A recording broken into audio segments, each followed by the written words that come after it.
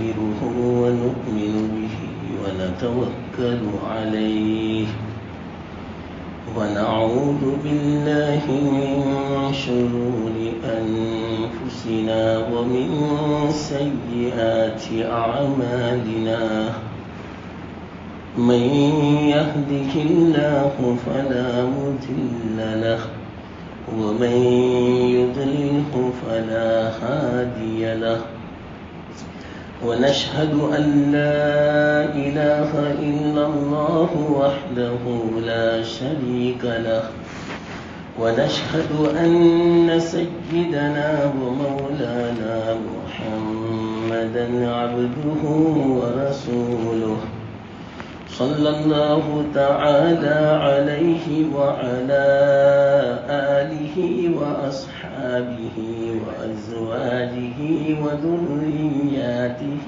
وأتباعه وبارك وسلم تسليما كثيرا أما بعد فأعوذ بالله من الشيطان الرجيم بسم الله الرحمن الرحيم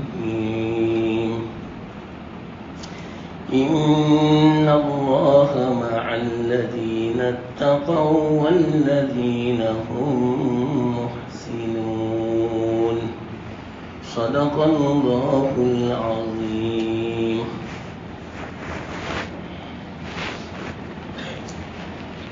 محترم دوستو بزرگوں،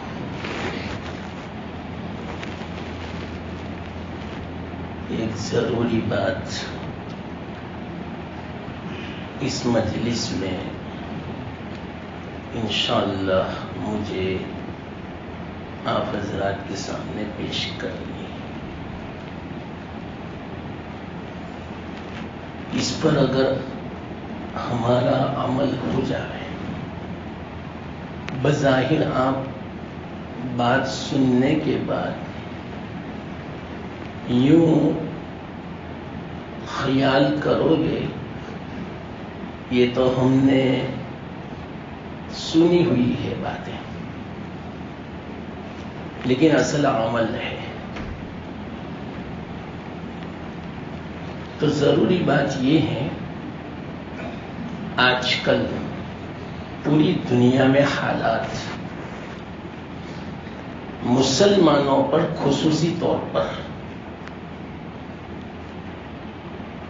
خطرناک ہے. یہ تو سب جانتے ہیں حالات ہیں، لیکن اس کا علاج کیا؟ علاج کی طرف ہم توجہ نہیں دیتے. یہ ہے افسوس کی بات. شاید لاکھوں میں انگلی پہ گنے جاوے اتنے افراد ہوں گے جو ان حالات سے عبرت حاصل کرتے ہیں اور ان حالات کی بنا پر اللہ کی طرف متوجہ ہوتے ہوں. چند ہوں گے، چند. یہ ہے افسوس کی بات. دیکھا میں نے، الحمدللہ آپ لوگ بھی دیکھتے ہیں ان حالات کا کیا اثر ہے، اپنی زندگی میں کیا تبدیلی ہے، کیا انقلاب ہے. اس کا نتیجہ صفر، زیرو، بلکہ اور زیادہ غفلت. یہ ہے افسوس کی بات. اللہ کے لیے حجت پوری ہو رہی ہے. حجت پوری ہونا جانتے ہو کسے کہتے ہیں؟ اللہ ایک دم سے عذاب نازل نہیں فرماتا جب تک کہ بندوں کی طرف سے خوب کوتاہی نہ ہو جائے.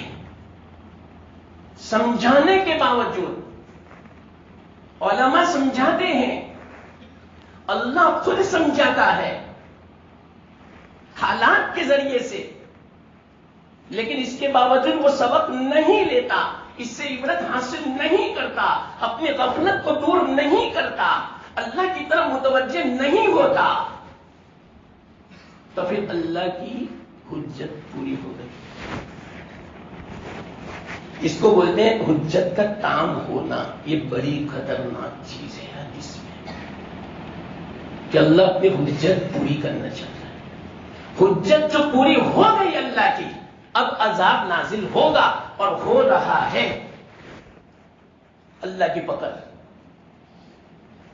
کوئی گھر مجھے ایسا بتاؤ جس کو سکون کی نعمت بولتے ہیں وہ ان کو حاصل ہو، اللہ کی رحمت اس گھر میں نازل ہوتی ہو، وہ مجھے ایک مثال بتاؤ۔ ہر آدمی پریشان، ہر آدمی شکایت کرتا ہے، یا تو اولاد کی شکایت، یا تو کاروبار کی شکایت، یا تو روزی کی شکایت، یا تو خود کی شکایت، یا تو بیماری کی شکایت، یا تو پڑوس کی شکایت، رشتہ داروں کی شکایت، حقوق کی شکایت۔ ایک گھرانہ ایسا بتاؤ مجھے کہ جس کے پاس سکون کی دولت ہو، اس گھر میں اللہ کی رحمت نازل ہوتی ہو۔ ایک گھرانہ ایسا مجھے مثال کے طور پر بتاؤ۔ یہ اللہ کی حجت پوری ہو رہی ہے، انفرادی بھی اجتماعی بھی۔ تمام ایک ساتھ میں مسلمانوں کے بھی حالات دیکھو، پریشان اور مصیبت، اور انفرادی ہر گھر کے اعتبار سے، ہر فرد کے اعتبار سے دیکھو ان کے حالات کیسے ہیں۔ غفلت ہی غفلت۔ مسلمانوں بڑا اچھا موقع ہے اللہ کی طرف متوجہ ہونے کا، تائب ہونے کا، توجہ کا۔ ایک مرتبہ اللہ کی طرف متوجہ ہو جاؤ، سچی بات کی توبہ کر لو، پھر بعد میں دیکھنا اللہ کی مدد کیسی آتی ہے۔ اور یہ کام صرف انفرادی نہیں، اجتماعی تمام مسلمانوں کو کرنا پڑے گا۔ اجتماعی مسلمانوں میں جو کوتاہی ہے وہ کوتاہی بھی دور کرنی پڑے گی، اس کے بغیر اللہ کی مدد آ ہی نہیں سکتی۔ یہ اللہ کا وعدہ ہے، کلام مجید پورا بھرا پڑا ہے اس سے۔ اور اگر گناہ ہوں گے اپنی زندگی میں تو بس یہ حالت باقی رہیں گے، بلکہ اس سے بھی زیادہ خطرناک حالات آ سکتے ہیں۔ سن لو، میں قرآن اور حدیث کا خلاصہ کہہ دوں۔ اللہ تعالیٰ فرماتے ہیں مختصر آیت میں، بڑی تفصیل ہے لیکن ایک آیت میں تو عجیب نقشہ کھینچا۔ بس اللہ فرماتے ہیں ہم نے اگلی قوموں کو جو ہلاک کیا، برباد کیا، سب کا ایک ہی خلاصہ ہے، فَكُلًّا أَخَذْنَا بِذَنبِهِ۔ بس ہو گیا، ہر ایک کو ہم نے پکڑا، مواخذہ کیا، ان پر عذاب نازل کیا ان کے گناہوں کی بنا پر، نافرمانی کی بنا پر۔ بس ایک ہی علاج ہے، گناہ چھوڑنے پڑے۔ عبادت تو تھوڑی بہت کر لیتا ہے آدمی، نماز پڑھ لی، زکات دے دی، حج عمرے کر لیے، یہ اصل نہیں ہے۔ عبادت کا کی اور کمائی کی کوئی فکر نہیں، حرام آمدنی ہے تو عبادت کا کوئی فائدہ نہیں۔ جھوٹ بولتا ہے، عبادت کا کیا فائدہ؟ منافق کہا حدیث میں جھوٹ بولنے والے کو، دھوکہ دیتا ہے، خیانت کرتا ہے، حق تلفی کرتا ہے، بھائی بہنوں کے حقوق کو دباتا ہے، مسلمانوں کے حقوق کو دباتا ہے، سرکاری حقوق کو دباتا ہے۔ سرکاری حقوق بڑے خطرناک ہے۔ سرکاری حقوق پر سے مثال کے طور پر لائٹ بل برابر نہیں بھرتا، چوری کرتا ہے، اب اس سے وضو کرے گا، غسل کرے گا، نماز مکروہ، قبول نہیں ہے نماز، اور اسی فریج کا پانی پیے گا، ناجائز ہے۔ اب پیٹ میں وہ پانی جائے گا، کیا اثر دکھائے گا بتاؤ؟ عام ہو چکی ہے چوری۔ یہ تو ایک مثال دی میں نے، ہزاروں مثالیں ہیں، مستقل وقت چاہیے یہ سب تفصیل سے بات کرنی ہو تو ایک گناہ تو ایک فرد کا ہے، اور ایک گناہ عام گناہ ہے، اور ایک گناہ غیروں کا ہے، ایک گناہ سرکار کا ہے، اس کا وبال بڑا خطرناک ہے، برکت نہیں آ سکتی۔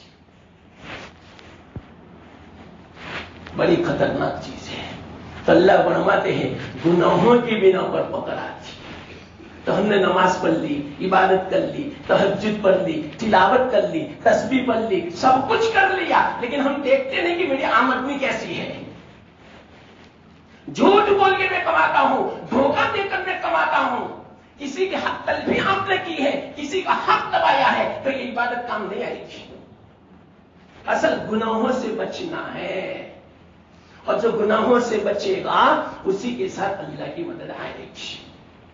کلام مجید میں ان اللہ مع الذین اتقوا، اللہ انہی کے ساتھ ہے جو تقوی اختیار کرے، جو گناہوں سے بچے۔ یہ نہیں فرمایا اللہ تعالیٰ نے جو نماز پڑھے گا اس کے ساتھ اللہ، زکات دے گا اس کے ساتھ اللہ، خصوصی طور پر اللہ نے یہ فرمایا جو گناہوں سے بچے گا اس کے ساتھ اللہ۔ اور آج کل دیکھو گناہوں میں اضافہ ہو رہا ہے، اور خاص کر کے تو گناہ حدیث میں آتا ہے کہ جس قوم کے اندر زنا عام ہو جاوے گا، بے حیائی عام ہو جاوے گی، اور اسی طرح سودی کاروبار عام ہو جاوے گا، اللہ کا عذاب اس پر نازل ہوگا۔ اب دیکھو اپنی قوم کا حال کیا ہے، شاید کوئی باقی ہو جو سودی کاروبار میں مبتلا نہ ہو۔ سودی کاروبار ہم کس کو صرف سمجھتے ہیں معلوم؟ بینک کا جو سود ہوتا ہے اسی کو، یا ہم نے کسی کو 1 لاکھ روپے دیے اور اس کے بدلے میں 1.25 لاکھ روپے لیے، بس اسی کو سود سمجھتے ہیں۔ یہ صرف سود نہیں ہے، بلکہ کسی کو ہم نے تجارت کے لیے پیسے دیے 10 لاکھ اور ہر مہینہ آپ نے فکس کر دیا نفع کہ مجھے ہر مہینہ 25,000 دینے کا، یہ 25 کے 25,000 حرام کے ہیں، سود کے ہیں، اللہ کا عذاب نازل ہوگا، آپ کی اصل جو پونجی ہے، آپ کا جو اصل سرمایہ ہے وہ بھی ہلاک و برباد ہو جائے گا۔ اور ایسی مثالیں ہیں لیکن نہیں سمجھ میں آتی بات۔ یہ 2 گناہ بڑے خطرناک ہیں۔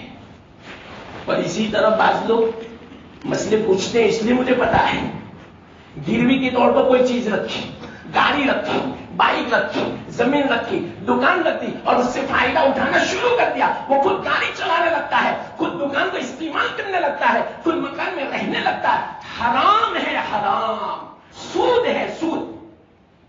اس کو سود کوئی سمجھتا ہی نہیں۔ یاد رکھنا اس پر بہت ساری سود کی قسمیں ہیں۔ یہ 2 چیزیں میں نے صرف آج ہمارے معاشرے میں سودی کاروبار عام ہو چکا ہے، زنا عام ہو چکا ہے۔ کم سے کم آنکھوں کا زنا، اس سے تو کوئی نہیں بچا، بد نظری سے تو کوئی بچا ہوا نہیں، برے خیالات، برے مساوس، اس سے تو شاید کوئی بچا ہوا ہو، لاکھوں کروڑوں میں ایک ہوگا شاید، لاکھوں کروڑوں کی میں بات کرتا ہوں۔ اب آپ ہی بتاؤ کہاں سے اللہ کی مدد آوے، کہاں سے سکون ملے، اللہ کی رحمت کہاں سے نازل ہو، عبادت کا نور کیسے حاصل ہو؟ اللہ حفاظت فرمائے۔ یہ بڑا خطرناک کمبخت گناہ ہے، یہ بد نظری۔ ہم نے 2 گھنٹے کی عبادت کی مسجد میں باہر نکلے، ایک اجنبی پر ہم نے پوری نظر دیکھ لی، یاد رکھنا 2 گھنٹے کا نور 1 سیکنڈ میں مٹ جائے گا۔ اللہ کیا ہوگا امت کا؟ کتنے اب اس کو تو کوئی گناہ بھی نہیں سمجھتا۔ ہماری لڑکیاں نوجوان غیروں کے ساتھ، اجنبیوں کے ساتھ بے تکلف اختلاط ہے، ان کا آپس میں ملنا ہے، آپس میں پڑھنا ہے، دنیاوی تعلیم حاصل کر، اس کو کوئی گناہ سمجھتا ہی نہیں۔ کبھی کہاں سے رحمت آئے گی اس کا؟ اللہ کی برکت کہاں سے آئے گی؟ بڑے خطرناک گناہوں میں ہم مبتلا ہیں، اسی لیے یہ حالات ہیں۔ فَكُلًّا أَخَذْنَا بِذَنبِهِ، اگلے امتوں کا حال دیکھ لو، کوئی بھی امت، قوم عاد ہو، قوم سمود ہو، قوم لوط ہو، قوم شعیب ہو، ان تمام کو ہم نے پکڑا گناہوں کی بنا پر۔ تو اسی طرح اے امتیوں، تم بھی اگر گناہ کرو گے تمہارے اوپر حالات آئیں گے، اللہ کی پکڑ نازل ہوگی، اللہ کا عذاب نازل ہوگا۔ اللہ کی پکڑ کو ہم نے حلال کر دیا اپنے گناہوں کی بنا پر۔ اس لیے سب سے پہلا کام ہمیں یہ کرنا ہے، دیکھو میں علاج بتاتا ہوں آج کل کے حالات کا، چاہے وہ گھریلو حالات ہو، چاہے وہ پرائیویٹ حالات ہو، چاہے معاشرتی حالات ہو، چاہے وہ پوری دنیا کے حالات ہو، مسلمانوں کے حالات، ان کے میں 4 علاج بتاتا ہوں آج کل کے حالات کے اعتبار سے۔ سب سے پہلا علاج، گناہوں سے بچ کے اللہ کا تعلق قائم کرنا پڑے گا. گناہوں سے بچے بغیر اللہ کا تعلق ہو ہی نہیں سکتا. اللہ کی مدد آ ہی نہیں سکتی گناہ کے ساتھ. اللہ خود فرماتے ان اللہ مع الذین اتقوا. بس جو گناہوں سے بچے گا اسی کے ساتھ اللہ ہوگا، اور جو گناہوں سے نہیں بچے گا اللہ اس کو اپنے حالت پر چھوڑ دے گا. چاہے وہ دنیا کے کاموں میں، کمانے میں، جس طرح اس کو کمانا ہو، جس طرح اس کو زندگی گزارنا ہو، اللہ کو کوئی پرواہ نہیں. جس وادی میں اس کو مرنا ہو، جس وادی میں اس کو جانا ہو، جس وادی میں اس کو ہلاک ہونا ہو، اللہ اس کو ہلاک ہونے دیں گے. اس کے کاموں کو آسان نہیں فرمائے گا، اس کے کاموں کو مشکل بنا دے گا. معمولی کام ہے 5 منٹ کا، لیکن مہینے لگ جاتے ہیں اس کے کام کو پورا ہونے میں. کیوں؟ اللہ کی مدد شامل حال نہیں ہے. اور اللہ کی مدد کیوں نہیں شامل حال؟ گناہوں والی زندگی ہے. اس بنا پر یہ اللہ کا وعدہ ہے. تو اللہ کی مدد چاہیے تو اللہ کا ساتھ بہت ضروری ہے. کوئی کام دنیا میں ایسا نہیں جو اللہ کے حکم کے بغیر پورا ہوتا ہو. کوئی پتا درخت کا زمین پہ نہیں گرتا مگر اللہ کے حکم سے گرتا ہے. وما يسقط من ورقة الا يعلمها. زمین میں جو دانا اندر میں جو جاتا ہے اللہ کے حکم سے جاتا ہے، اللہ کے حکم سے وہ نکلتا ہے. آپ اندازہ لگاؤ جو پتا اللہ کے حکم سے گرتا ہے، جو حرکت کرتا ہے اللہ کے حکم سے کرتا ہے، تو ہمارے کاموں کو کیا اللہ کا حکم نہیں ہوگا؟ اس کو کوئی بھی کام ہوگا اللہ کے حکم کے بغیر کچھ نہیں ہوتا. تو یہ تکالیف، یہ مصیبتیں، یہ حالات، یہ بلائیں، یہ پریشانیاں، یہ بیماریاں، یہ دشمنیاں، یہ جو پوری دنیا آج مسلمانوں کو دبا رہی ہے، ظلم کر رہی ہے، یہ سب اللہ کے حکم سے ہو رہا ہے. سمجھو یہ اللہ کا وعدہ ہے اور یہ عقیدہ ہے ہمارا. اللہ کے حکم کے بغیر کچھ ہو ہی نہیں سکتا.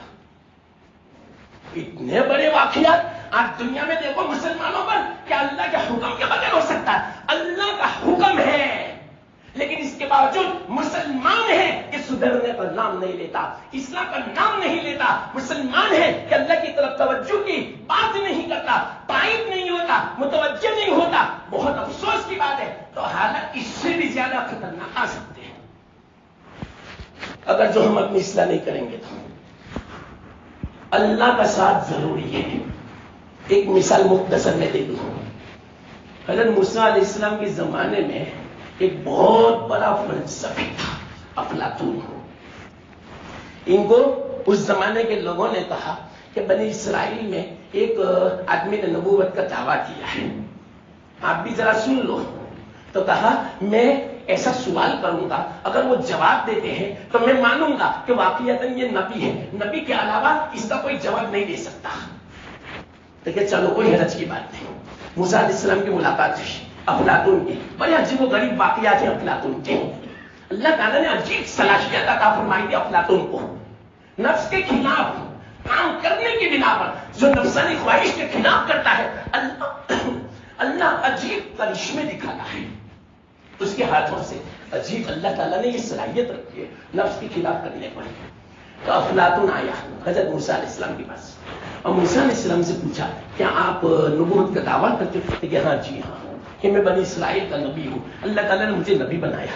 تو کہا کہ ایک سوال ہے، اس کا جواب دے سکتے ہو؟ کہ کوئی حرج کی بات نہیں، پوچھو کیا ہے سوال. تو انہوں نے کہا، افلاطون نے تفسیروں میں ہے، تفسیر عزیز میں یہ واقعہ ہے. تو کیا فرمایا کہ کیا سوال ہے بتاؤ. تو کہا کہ اگر آسمان سارے کے سارے کمان بن جاوے اور یہ زمین جو ہے وہ تیر بن جاوے اور چلانے والا اللہ ہو جاوے، اب آپ بتاؤ آدمی کیسے بچ سکتا ہے؟ کیوں؟ ساتوں آسمان تو کمان ہے، ساتوں زمین تو تیر ہے، تو بچنے کی کوئی جگہ ہی نہیں ہے. نہیں زمین ہے نہ آسمان ہے، اور چلانے والا اللہ ہے. تب آپ ہی بتاؤ کیسے آدمی بچ سکتا ہے؟ حضرت موسیٰ علیہ السلام نے اطمینان سے کہا، جو تیر چلانے والا ہے اس کے پڑوس میں کھڑا ہو جاؤ. وہ تیر کس پر چلائے گا؟ تیر تو لول آدمی پر چلاتا ہے، جو غریب میں ہوتا ہے اس پر نہیں چلاتا. افلاطون نے کہا واقعیتاً آپ نبی ہو، مسلمان ہو گیا. اس سے پتا چلا آج کل حالات آسمان سے بھی ہمارے خلاف ہے، زمین پر جو حالات ہے مسلمانوں کے خلاف ہے. بس ایک ہی رستہ ہے، یہ اللہ کے حکم سے ہو رہا ہے سب کچھ، بغیر سننا. آسمان سے جتنے بھی ہیں ہم یہ جو ابھی سیلاب آیا تھا، جو کچھ ہوا تھا، ہم یہ سمجھتے ہیں کہ انسانوں کی بھول ہے، لیکن یاد رکھنا اللہ کسی انسان کے دل میں ڈال ہی نہیں سکتا جب تک کہ اللہ کا حکم نہ ہو. کسی کے دل میں آ ہی نہیں سکتا جب تک کہ اللہ کا حکم نہ ہو. ہمارا ایمان ہے. مسلمانوں اپنے ایمان کو دنیا کے نقصان کے خاطر ایمان کو خطرے میں مت ڈالو.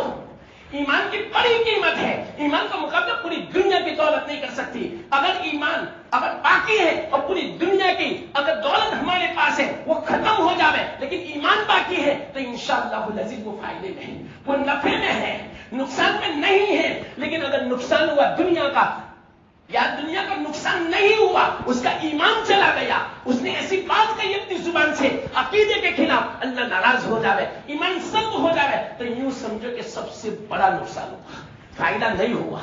یہ تو ہمارا عقیدہ ہے. تو اللہ کے حکم کے بغیر کچھ نہیں ہوتا. تو ایک ہی رستہ ہے. حضرت موسیٰ علیہ السلام نے فرمایا جو تیر چلانے والا ہے اس کے قریب میں آ جاؤ، انشاءاللہ اب بچ جاؤ گے. تو ایک ہی رستہ ہے. آج مصیبتیں ہیں، آسمان کی بھی مصیبتیں، زمین کی بھی مصیبتیں مسلمانوں کے اوپر. ایک ہی رستہ ہے، اللہ کا قرب حاصل کر لو، اللہ کے بغل میں کھڑے ہو جاؤ، اللہ کے پاس کھڑے ہو جاؤ، اللہ کو اپنا بنا لو. ہم اللہ کے بن جاوے، بس ایک ہی رستہ ہے اس کے لیے، اللہ کے بننے کے لیے. اللہ ہمارا بن جاوے، ہم اللہ کے بن جاوے، اس کے لیے ایک ہی رستہ ہے، سچی پکی توبہ کر لو. 5 منٹ میں اللہ اپنا بنا لے گا.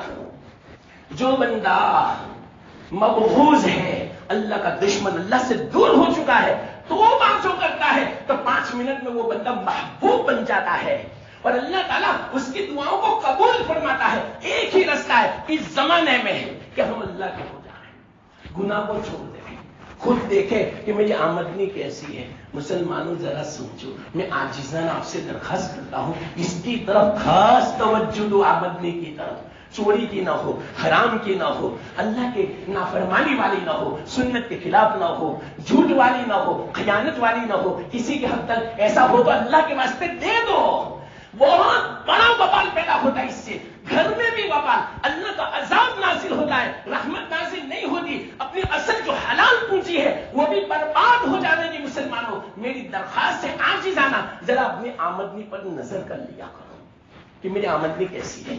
یا اگر آپ کو سمجھ میں نہ آتا ہو تو علماء سے پوچھو، مفتیوں سے پوچھو کہ میرا دھندا اس طرح ہے، میرا کاروبار اس طرح ہے، ذرا ہمیں سمجھاؤ. انشاءاللہ العزیز اگر حرام آمدنی زیادہ ہوگی، وہ اگر کم ہو گئی تو آپ فکر مت کرو، اللہ تعالیٰ حلال کے 10 دروازے کھول دے گا. حدیث میں ہے کہ جو حرام کا ایک دروازہ بند کرتا ہے اللہ اس کے لیے حلال کے 10 دروازے کھول دیتا ہے.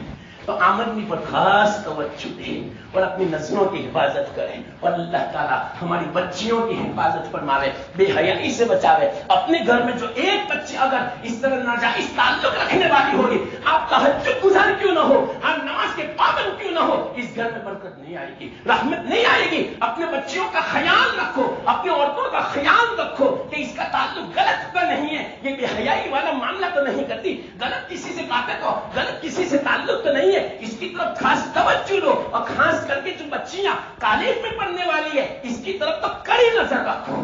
بلکہ میرا تو مشورہ ہے مت بھیجو اللہ کے واسطے، ان پڑھ رہنا زیادہ بہتر ہے. ہماری بچیاں پڑھنے لکھنے والی بن جاوے، اس کے مقابلے میں ان پڑھ رہنا زیادہ بہتر ہے کہ ایمان کو وہ بیچ لیتی ہے، حیا کو بالائے طاق رکھ دیتی ہے. یہ ظاہری اور اسی طرح دنیاوی تعلیم کی بنا پر. اس لیے سب سے پہلا علاج اس زمانے میں ہمیں گناہوں سے بچنا ہے اور آج تک ہماری جو زندگی ہے سچی پکی توبہ کریں. یہ ایک علاج ہے. وقت کم ہے ورنہ اس کو اور زیادہ میں کھولتا. دوسرا علاج اس زمانے میں ہمیں کیا کرنے کا، جو قرآن حدیث کا میں خلاصہ بیان کرتا ہوں انشاءاللہ. دوسرا علاج اللہ تعالیٰ خود فرماتے ہیں کہ جس قوم پر عذاب آتا ہے اگر وہ قوم استغفار کرتی ہے، اللہ سے ہر وقت مغفرت چاہتی رہتی ہے، استغفر اللہ الذی لا الہ الا هو الحی القیوم اتوب الیہ، یہ تو خود کا سیوا ہوا، بلکہ ہم سب کے لیے مغفرت چاہیں. نستغفر کے بجائے نہ بولے، نہ ہے بہو وچن اور ایک وچن ہے، یعنی میں خود استغفراللہ میں مغفرت چاہتا ہوں، اور نستغفراللہ ہم سب مغفرت چاہتے ہیں تیری بارگاہ میں. تو اس طرح پڑھتے رہے، نستغفراللہ الذی لا الہ الا هو الحی القیوم ونتوب الیہ. اس طرح پڑھے. حدیث قرآن میں ہے وما كان اللہ معذبهم وهم يستغفرون. یہ کلام مجید میں ہے. علماء فرماتے ہیں دوسرا علاج آج کل کے حالات کے اعتبار سے، حادثات سے اگر بچنا ہے، مصیبتوں بلاؤں پریشانیوں سے اور اللہ کی نافرمانی اللہ کے عذاب سے اگر بچنا ہے، تو ہم استغفار کی خوب کثرت رکھیں، چلتے پھرتے استغفار کریں. نستغفراللہ نستغفراللہ. انشاءاللہ العزیز اللہ عذاب کو ٹال دے گا، دور فرما دے گا. استغفار. اور دوسرا فائدہ کیا ہوگا معلوم؟ اللہ کے رسول صلی اللہ علیہ وسلم نے ارشاد فرمایا من لزم الاستغفار جعل اللہ له من كل ضيق مخرجا ومن كل هم فرجا ويرزقه من حيث لا يحتسب. تینوں مسئلے حل. کیا مطلب؟ من كل ضيق، ہر تنگی میں اللہ تعالیٰ نکلنے کا رستہ پیدا فرما دے گا. دنیا کی کوئی تنگی پیش آ گئی، دنیا کا کوئی مسئلہ پیش آ گیا، کاروبار کا کوئی مسئلہ پیش آ گیا، قرضے کا مسئلہ پیش آ گیا، اولاد کا مسئلہ پیش آ گیا، گھر کا، پڑوس کا، رشتہ داروں کا، حقوق کا، معاملات کا کوئی مسئلہ پیش آ گیا، کوئی بھی تنگی پیش آ گئی، سرکاری کوئی ہماری پریشانی پیش آ گئی، کیس ہو گیا ہمارے اوپر، انشاءاللہ العزیز اللہ تعالیٰ نجات کا راستہ نکال دے گا. اللہ کی مدد شامل حال ہوگی. من لزم الاستغفار، جو استغفار کو لازم پکڑے گا. دوسرا کیا؟ ومن كل هم فرجا، ہر فکر سے، ہر غم سے اللہ تعالیٰ نجات دے گا. فرجا کشادگی پیدا فرما دے گا، غم کو دور فرما دے گا. ہمارے کتنے غم ہیں آج دیکھو، بیماری کا غم ہے، اولاد کا غم ہے، اولاد نوجوان ہے، شادی نہیں ہو رہی ہے، بچیاں نوجوان ہیں، پیسہ نہیں ہے، کوئی اچھا ٹھکانا نہیں آتا، کاروبار نہیں چلتا، ہمارے پیسہ دبا ہوا ہے، پیسہ نکلتا نہیں. کتنی فکریں ہیں، نیند نہیں آتی، بیماریاں ہیں، بیوی بیمار ہے، اولاد پریشان ہے، اپاہج ہے، نہ معلوم کتنی پریشانیاں ہیں. انشاءاللہ العزیز من لزم الاستغفار، اللہ تعالیٰ ہر غم سے، ہر پریشانی سے آپ کو چھٹکارا نصیب فرمائے گا. اور تیسرا فرمایا وَيَرْزُقْهُ مِنْ حَيْثُ لَا يَحْتَسِبُ، اللہ تعالیٰ روزی دے گا ایسی جگہ سے ہمارے وہم و گمان میں بھی نہیں ہوگا. یہ تین مسئلے ہیں آج کل پوری دنیا میں. تو اس کے لیے دوسرا علاج جو حدیث میں بھی ہے، کلام مجید میں بھی ہے، کہ ہمیں کیا کرنا چاہیے؟ استغفار کو لازم پکڑو. ہر وقت استغفار، نماز پڑھی استغفار، عبادت کی استغفار، ہم نے اللہ کے راستے میں صدقہ کیا استغفار کیا. اللہ ہم صحیح معنوں میں تیری عبادت کا حق ادا نہیں کر سکے، صحیح معنوں میں ہم نے تجھے نہیں پہچانا، تیری معرفت نہیں ادا کر سکے، ہمیں تو معاف فرمایا اللہ. تو اس طرح مغفرت چاہے، عبادت کے بعد بھی مغفرت. گناہ ہو جاوے انسان ہے، خطا ہو جاوے انسان ہے، بشر ہے، بشر ہی سے گناہ ہوتا ہے، انبیاء سے نہیں ہوتا، فرشتوں سے نہیں ہوتا. تو گناہ ہو جاوے کوئی حرج کی بات نہیں. اللہ نے فرمایا میرے بندے سے گناہ ہو جاتا ہے، لیکن جب وہ مغفرت چاہتا ہے تو اللہ خود فرماتا ہے میرے بندے کو پتا ہے کہ اس کا کوئی رب ہے جو گناہ کو معاف فرمانے والا ہے. تو اللہ اتنا خوش ہوتا ہے اور اللہ یوں فرماتا ہے میں نے بندے کو معاف کر دیا، اس کے لیے جنت واجب کر دی. یہ ہے استغفار. تو استغفار کا یہ فائدہ. تو یہ جتنے بھی حالات ہیں انشاءاللہ حالات بھی دور ہو جائیں. تیسرا عمل ان حالات کے اندر دعا کریں ہم سب کے لیے، ہمارے لیے، گھر والوں کے لیے، مسلمانوں کے لیے. پوری دنیا میں مسلمان پریشان ہیں، ہم کچھ ان کی مدد نہیں کر سکتے. ایک ہے مدد بس، ہم اللہ سے کہیں اللہ وہ پریشان ہے، وہ بھوکے ہیں، وہ نہتے ہیں، وہ پیاسے ہیں، وہ ننگے ہیں، وہ بے گھر ہیں، وہ بے سہارا ہیں، ان کا کوئی نہیں ہے اللہ. بعض بچے ایسے ماں باپ کا پتہ نہیں، بعض عورتیں ایسی شوہر بھائی کا پتہ نہیں، بعض شوہر ایسے جن کے گھر کا پتہ نہیں. کیسے حالات ہیں آج پوری دنیا میں، بالکل بے سہارا ہے بیچارہ. تو ہم ان کے لیے کوئی مدد نہیں، تو کم سے کم دعا تو کر سکتے ہیں یا اللہ ان کی تو مدد فرما، ان کے ہاتھ پر رحم فرما. یا اللہ تو ہی ہمارا سہارا ہے، تو بے سہاروں کا سہارا ہے. یا اللہ تو کریم ہے، تو رحیم ہے، تو شفیق مہربان ہے. انشاءاللہ عاجزی کرو اللہ کی بارگاہ میں. ارے وہ تو ہمارے بھائی ہیں، پوری دنیا میں جو بھی پریشان ہے، یہاں جو پریشان ہے، ہم ان کی مدد نہیں کر سکتے مالی اعتبار سے، بدنی جسمانی اعتبار سے، تو کم سے کم دعا تو کریں. ہم اتنے بخیل ہیں کہ ہم اللہ کو بھی نہیں کہہ سکتے. 5 منٹ نماز کے بعد ہم سے بیٹھا نہیں جاتا، تہجد میں اٹھا نہیں جاتا. ارے یہ حالات تو ایسے ہیں کہ آدمی کو مجبور کر دے تہجد میں اٹھنے کے لیے، نماز کی پابندی کے لیے، اور نماز کے بعد 5 منٹ بیٹھے اور اللہ سے دعا کرے. یا اللہ ہم اتنے بھی گئے گزرے ہو گئے، ہم اپنے مسلمان بھائی کے لیے دعا بھی نہیں کرتے. یہ تیسرا حجیہ. اس زمانے میں دعا کرو. گھنٹی بج گئی الارم، ورنہ میں آپ کو سمجھاتا ایک واقعہ. لیکن اب چوتھی بات کہہ دوں، ایسے وقت میں اللہ کے رسول صلی اللہ علیہ وسلم نے ارشاد فرمایا خوب صدقات اور خیرات کرو اپنے اعتبار سے جتنا ہو سکے. 5 روپے، 10 روپے، 100 روپے، 1000 جو بھی ہوئے، انشاءاللہ اللہ نے جو عذاب نازل کرنے کا فیصلہ کر دیا اس کو بھی واپس لے لے گا. صدقے کے اندر جو قوت رکھی اللہ، پھر کبھی جب موقع آئے گا نا تب میں آپ کو سمجھاؤں گا کہ صدقے میں کیا قوت ہے. واللہ میں نے حدیثوں کو دیکھا، قرآن کے آیتوں کو دیکھا، لیکن صدقے میں جو قوت دیکھی وہ قوت میں نے حج میں بھی نہیں دیکھی، وہ نمازوں میں بھی نہیں دیکھی، وہ تہجد میں بھی نہیں دیکھی، وہ کسی چیز میں نہیں دیکھی. جو قوت اللہ نے صدقے میں رکھی ہے، اللہ کتنا زبردست، کوئی مقابلہ نہیں کر سکتا. پوری دنیا اللہ کا مقابلہ نہیں کر سکتی، لیکن ہاں ایک چیز اللہ کا مقابلہ کر سکتی ہے. کون سی چیز؟ مان اگر اللہ غضبناک ہو جائے، پوری دنیا کو تہس نہس کر دے گئے، اور اللہ کسی بندے پر ناراض ہو جائے، اس کی پکڑ ایسی فرماوے کوئی نہیں بچا سکتا پوری دنیا. لیکن ایک تدبیر ایسی ہے، ایک علاج ایسا ہے کہ اللہ کے غصے کو بھی ٹھنڈا کرتے ہوئے. کوئی علاج نہیں بتایا حدیث میں، ایک ہی علاج. کون سا؟ الصدقہ تطفئ غضب اللہ، اللہ کے غضب کو بھی ٹھنڈا کر دے. اللہ نے بعض مرتبہ عذاب نازل کرنے کا فیصلہ فرما دیا اور کسی نے صدقہ کر دیا، اللہ نے عذاب واپس لے لیا. الارم بج گیا، ورنہ تو ایک واقعہ میں سنا تھا. پھر کبھی انشاءاللہ العزیز اللہ نے موقع دیا تو میں تفصیل سے سمجھاؤں گا. تو 4 کام کرنے ہیں. گناہوں سے بچنا ہے، ایک اللہ کو اپنا لینا ہے، گناہوں سے بچ گیا اللہ سے تعلق ہو گیا. دوسرا استغفار کی خوب بہت زیادہ کثرت رکھیں، لازم پکڑیں.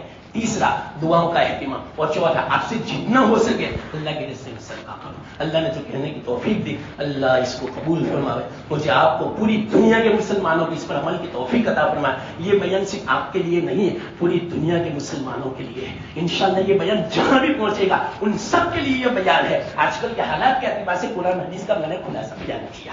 اللہ قبول فرمائے اور عمل کی توفیق دے. وآخر دعوانا ان الحمدللہ رب العالمین.